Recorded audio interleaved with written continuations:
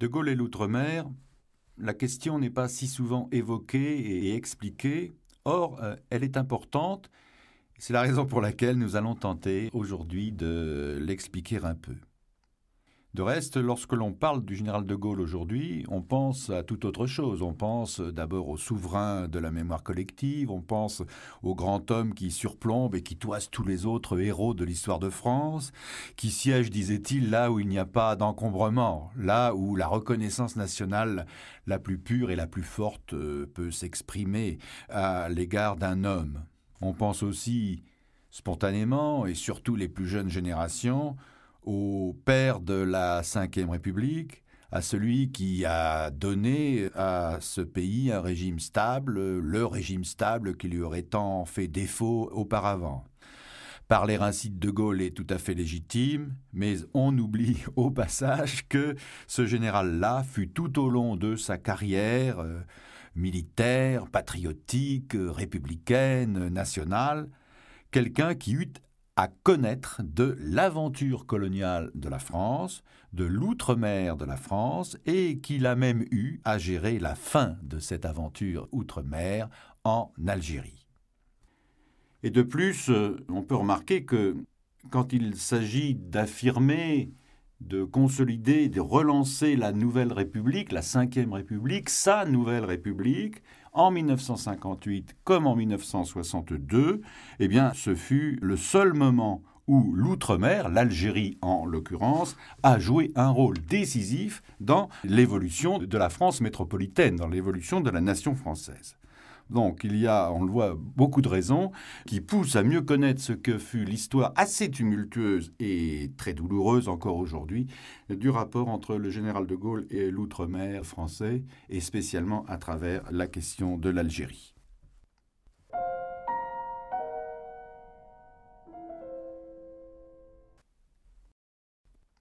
Alors avant 1940, avant l'appel du 18 juin, rien dans la formation, dans la carrière militaire, dans sa vision de la France et de l'Europe n'a fait de Charles de Gaulle un colonial.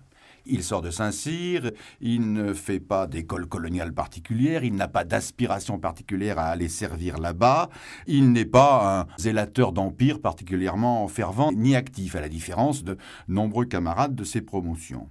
Il a commandé en Syrie et au Liban de 1929 à 1931. Là, il a commencé à voir dans cet Orient un peu mystérieux ce qu'était un sentiment national chez les Libanais. Il a, dans ses premiers écrits, mentionné avec reconnaissance le rôle que jouait l'armée coloniale déjà dans l'œuvre et la défense de la France, mais il garde jusqu'en 1940 l'œil fixé d'abord sur le Rhin, d'abord sur l'Allemagne, d'abord sur l'Europe, et il a eu une vision à minima de l'outre-mer. Quel rôle accorde-t-il aux colonies, à l'outre-mer? Il le dit dès 1918, je cite, « Avoir des colonies nombreuses et dont la possession est désormais, la guerre l'a prouvé, une garantie presque indispensable d'avenir, avoir dans le monde et en particulier en Méditerranée un rôle de protection et d'enseignement, il nous faudra une armée nationale suffisante pour ôter à nos voisins d'outre-Rhin l'envie de recommencer la guerre et une armée coloniale pouvant contribuer à la défense du sol et également défendre nos colonies toutes seules. » Donc vous voyez, c'est un rôle purement défensif et rien moins qu'offensif. C'est dans la défaite de 1940 que le général de Gaulle se fait une sorte de serment. Par l'Empire, dit-il, la France libre va, jour après jour, redevenir la France. Voilà ce qu'il pense aussitôt après le désastre. Et c'est à travers l'Empire que la reconquête de la liberté se fera, que le pays retrouvera son rang et restera digne de sa vocation universelle. Et même l'Empire, avec ses troupes, avec ses hommes, juste retour des choses, sera libérateur face à l'Allemagne et face à Vichy, bien sûr.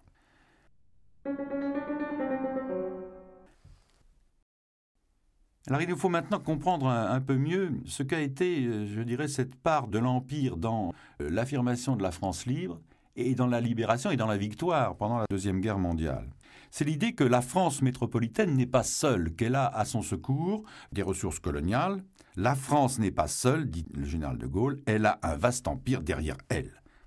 Et il le dit dès l'appel du 18 juin, et il comprend très vite aussi, ou il admet très vite aussi, que par la nature même de la lutte émancipatrice, libératoire contre Hitler et contre Vichy. Il parle de cette guerre qui, à tant d'égards, constitue une révolution, révélant, dit-il en 1941, révélant l'Afrique à elle-même. Autrement dit, le territoire impérial reste pour De Gaulle non seulement une carte à jouer, une carte majeure à jouer, mais aussi un test décisif pour l'avenir de ce que sera la présence française et la nature de la présence française dans le monde. Dès octobre 1940, il a créé un conseil de défense de l'Empire. Il a lancé ses premiers compagnons à l'assaut des territoires. Le Gabon, par exemple, se rallie le jour même, 27 octobre 1940, de la naissance de ce conseil de l'Empire. Et on sait, c'est resté célèbre, qu'en mars 1941, le 2 mars très exactement, dans l'oasis de Koufra, 250 Français libres menés par Leclerc ont juré de ne déposer les armes que lorsque nos couleurs flotteront sur la cathédrale de Strasbourg. Il répète tout au long de la guerre que l'Empire est un élément essentiel à l'avenir et la grandeur de la nation. Il promet en 1943 une union indo-chinoise où le caractère libéral des institutions sera, sans perdre la marque de la civilisation et des traditions indo-chinoises, accentuée, où les Indo-Chinois enfin auront accès à tous les emplois et fonctions de l'État. Et à Constantine, toujours en 1943, il annonce à l'heure où tant de tirailleurs algériens, de tabors marocains et de soldats africains se battent en Italie avec le général Juin, que la France, je cite, c'est-à-dire l'évangile de la fraternité des races, de l'égalité des chances, va assurer, bien sûr, le vigilant maintien de l'ordre, mais aussi, fidélité oblige, va tendre la main et va promettre l'élargissement de la représentation des Français musulmans, va attribuer davantage la citoyenneté, va améliorer, dit-il aussi, les conditions de vie des masses algériennes. Bref, à ses côtés, le général Catroux signale très vite aussi que l'ère des dominations coloniales est révolue et avec des conséquences tout à fait opposées. Dès mars 1944, des Algériens ont proposé de rendre familière l'idée d'une nation algérienne, mais c'est vrai que le 8 mai 1945, De Gaulle a couvert la répression dans le nord constantinois et que dès octobre 1945, Leclerc et ses blindés sont repartis pour l'Indochine et ont repris Saïgon, qui a été passé sous domination japonaise. Reste que, en février 1944, et l'épisode est resté célèbre, est réuni à Brazzaville, du 30 janvier au 8 février, une conférence africaine-française où il est dit que l'avenir sera peut-être moins noir que le passé et que la France fera tous les efforts pour arriver un jour à une émancipation de ses ex-colonies. Donc le général de Gaulle a considéré que c'était à Brazzaville en 1944, donc que la France, par ma voix, je le cite, a ouvert aux territoires africains la route qui les a conduits à la libre disposition d'eux-mêmes. Et on le voit bien, depuis 1940, depuis l'épopée de la France libre, depuis, je dirais, le rétablissement de la légalité républicaine en 1944, et même au-delà de son départ du pouvoir en 1946, De Gaulle va considérer jusqu'en 1958 que la question impériale resterait décisif pour affirmer à la fois la présence de la France dans le monde nouveau de l'après-1945, mais aussi pour restaurer complètement sa souveraineté, pour garder les mains libres et pour se donner toute latitude un jour peut-être de faire évoluer le statut de ces 100 millions d'hommes d'outre-mer, si inébranlables dans l'épreuve de la Seconde Guerre mondiale et qui doivent rester d'une manière ou d'une autre liés à son destin national après 1945.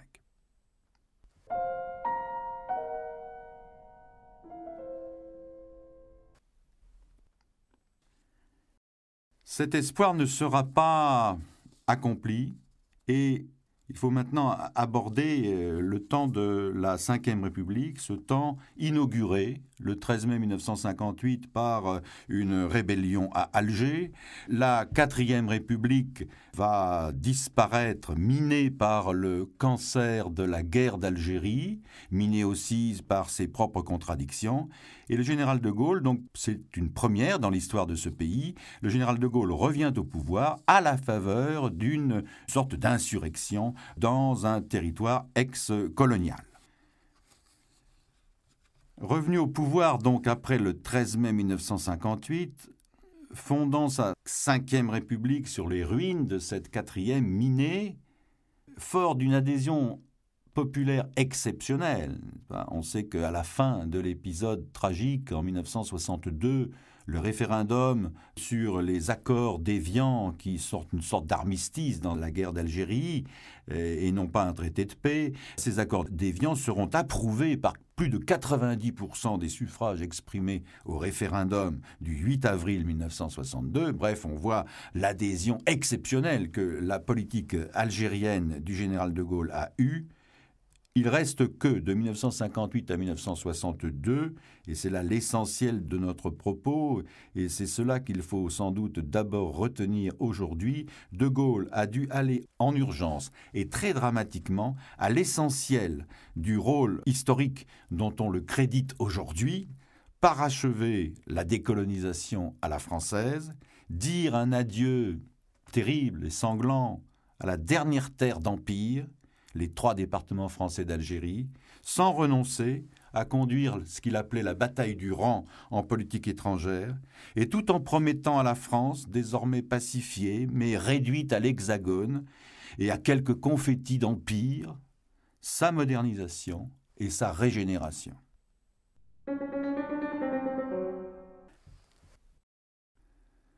Alors comment cela s'est passé ? Eh bien d'abord, en Afrique noire et à Madagascar, une très éphémère communauté a été instaurée dès 1958. Elle a eu un port très gaullien et elle fut pleine du mythe de Brazzaville, dont on parlait à l'instant. Elle a permis de reconnaître pacifiquement, sans anarchie, comme au Congo belge par exemple, le droit là-bas à l'indépendance, qui sera surtout acquis en 1960.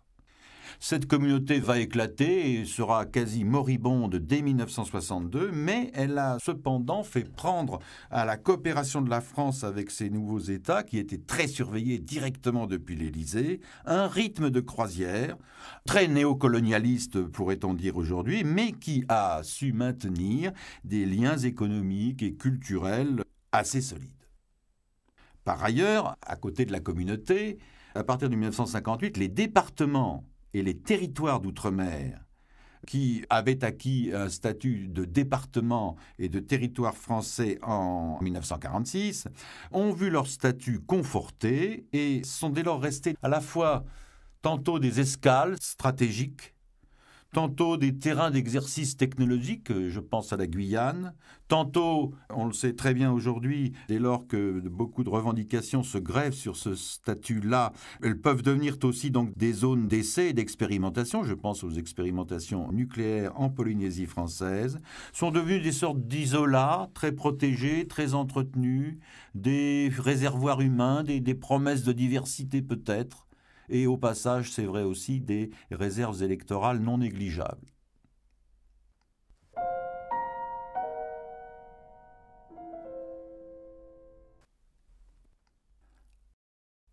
En 1958, pour en venir enfin à l'Algérie, en juin 1958, De Gaulle pense encore que l'Algérie aurait une place de choix dans cette communauté de peuples associés qui est en train de se bâtir en Afrique, par exemple, même si son « je vous ai compris » du 4 juin 1958 à Alger avait été entendu là-bas par les Européens d'Algérie comme un appel au statu quo.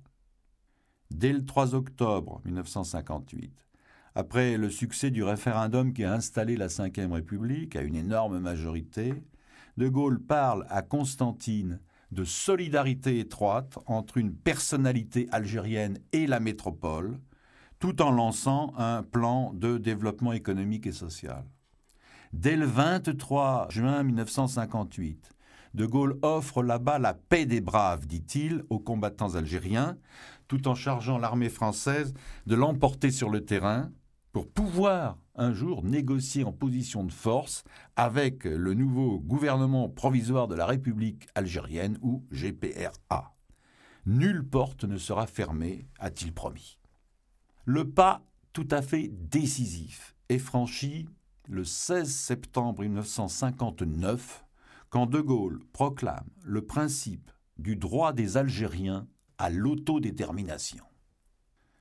Cette garantie d'un libre choix algérien entre la francisation, qui est désormais tout à fait impossible, entre l'association, qui est peut-être souhaitable dans tous les esprits ou dans beaucoup d'esprits, et peut-être même dans celui du général de Gaulle, et la sécession, donc entre francisation, association et sécession tant redoutée, eh bien cette garantie d'un libre choix vaut acte de décès de l'Algérie française d'avant, ou de l'Algérie de papa, si je puis dire, et de ce qu'il appelle l'outrecuidante pression des Européens pour, ajoute-t-il, maintenir leur domination sur les musulmans et ainsi stigmatiser la France aux yeux du monde.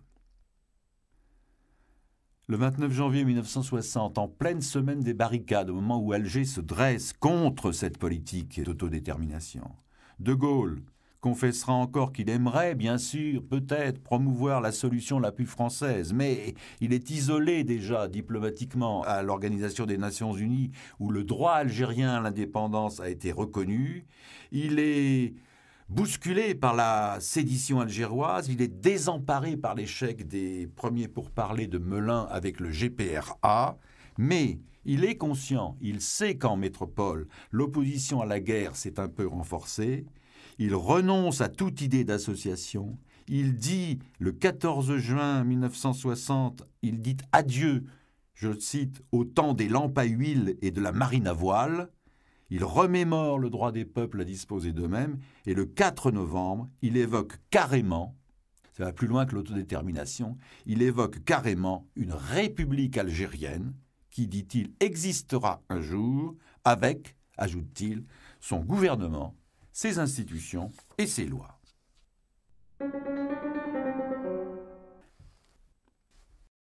Avec le succès du référendum sur l'autodétermination du 8 janvier 1961, et qui a été un oui très franc et massif en métropole, 75% de oui, un peu moins en Algérie même, et cela se comprend, 69%, avec ce succès donc à ce référendum d'autodétermination. Puis, le 16 janvier 1961, après la réponse enfin un peu plus positive du GPRA à une nouvelle offre de négociation, De Gaulle croit pouvoir enfin conduire le mouvement et envisager, il dit, d'un cœur tranquille, dès le printemps 1961, la constitution d'un, je cite, « État algérien associé ».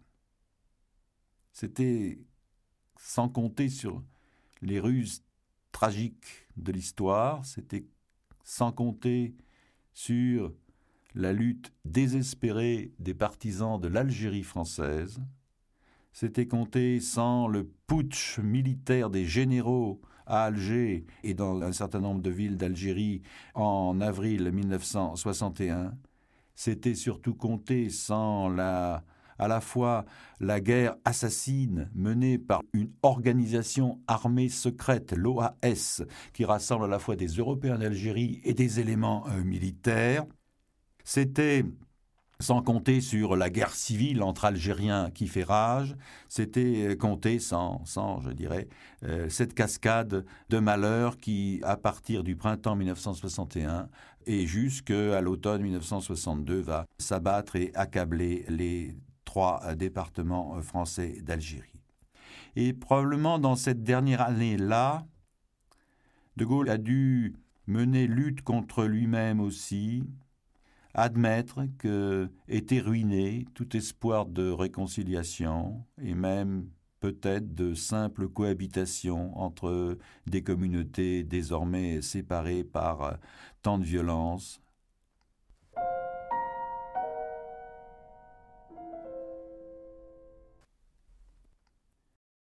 Dès lors, il a tranché, et probablement plus solitairement qu'on ne croit. Le 2 octobre 1961, il promet la reconnaissance d'un État algérien souverain et indépendant. Il assouplit la position très ferme qu'il avait toujours eue sur le Sahara, où l'on vient de découvrir tant de richesses pétrolières et gazières. Il néglige aussi de faire envisager plus avant, Dieu sait ce que cela lui sera reproché, de faire envisager plus avant, dès la fin de 1961, ce que pourra être le sort des Européens d'Algérie, de ceux que l'on appelle de plus en plus souvent en métropole les pieds noirs. Il néglige de faire envisager plus avant aussi ce que sera le sort des harkis, des supplétifs divers de l'armée française, en cas de malheur, en cas de sécession, en cas de guerre civile aggravée entre Algériens après la constitution d'un État algérien. La suite a été douloureuse, abominable, et notamment après la signature des accords d'Évian tout au long de l'été 1962, mais ce que De Gaulle a appelé la boîte à chagrin, cette guerre d'Algérie, la boîte à chagrin a été refermée, la guerre sans nom, la guerre qu'on n'a jamais, à l'époque, osé désigner ainsi, la guerre trouble-faite, a pris fin. La France, j'allais dire éternelle, la France hexagonale, la France européenne, la France tout court, continue. Et c'est vrai que l'évolution du général de Gaulle, dans l'affaire algérienne, fut toute soumise au principe de réalité. Ce fut, c'est vrai, de la réalpolitik, comme on dit. Le 10 novembre 1959, l'homme de Brazzaville et du plan de Constantine, qui devait redresser économiquement et socialement l'Algérie, vitupérait encore les séparatistes. 1959. Les séparatistes oublieux, disait-il, de l'idée que la France se fait d'elle-même. Autrement dit, l'idée qu'une France coloniale, ça n'est pas rien et ça doit être maintenu. Le 11 avril 1961, il livrait néanmoins sa pensée de derrière, je crois. La voici. Notre grande ambition nationale est devenue notre propre progrès, source réelle de la puissance et de l'influence. C'est notre propre progrès qui va nourrir désormais nos ambitions et nos réussites nationales. Ça ne sera plus une France outre-mer, ce ne sera plus l'aide d'une France extérieure qui sera recherchée. C'est en nous-mêmes que nous allons trouver notre avenir. Et il ajoute, et la formule est restée, elle est terrible, c'est un fait, la décolonisation est notre intérêt et par conséquent notre politique. De Gaulle ne fut pas à l'écoute ou non de l'Algérie, à l'écoute ou non du sentiment des Français. Il resta tout au long et au fond, en 1958 comme en 1944, en 1962 comme en 1940, l'œil fixé sur la route, disait-il, des temps nouveaux. Il a voulu et il a su imposer que la France les affrontât, ces temps nouveaux, sans décliner ni se déchirer davantage. Il n'y a pas de politique qui vaille en dehors des réalités, disait-il. Il faut solder tous les comptes à temps et en matière coloniale, comme dans tous les autres domaines.